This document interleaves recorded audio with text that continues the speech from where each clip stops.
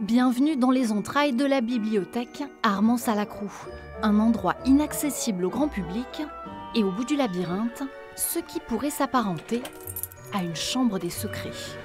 Ça veut dire que là, il n'y a que des ouvrages très précieux. Très précieux et parfois uniques au monde.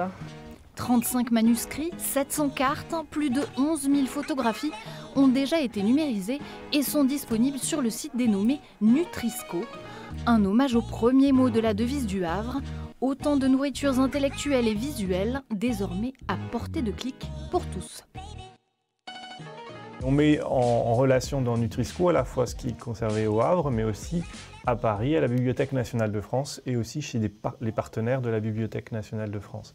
Ce qui permet d'avoir un réservoir qui va donner accès à l'ensemble de ces données, qui sont des photos, des manuscrits, des livres imprimés, mais aussi des enregistrements sonores.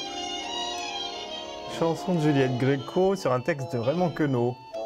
Ah et oui, ça fait... lié au patrimoine. Ah bah oui, eh oui.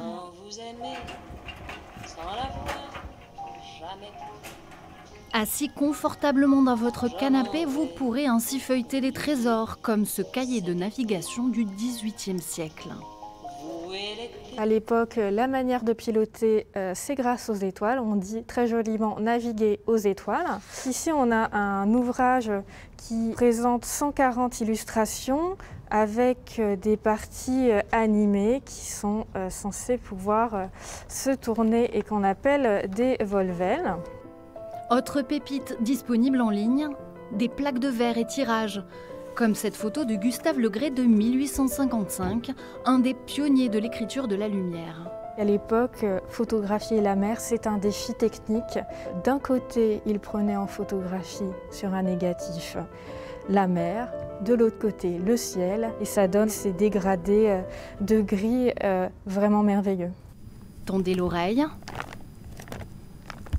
et rassurez-vous, ce bruit de craquement du parchemin, cette émotion, vous pourrez toujours les retrouver, car la bibliothèque continuera à organiser des expositions.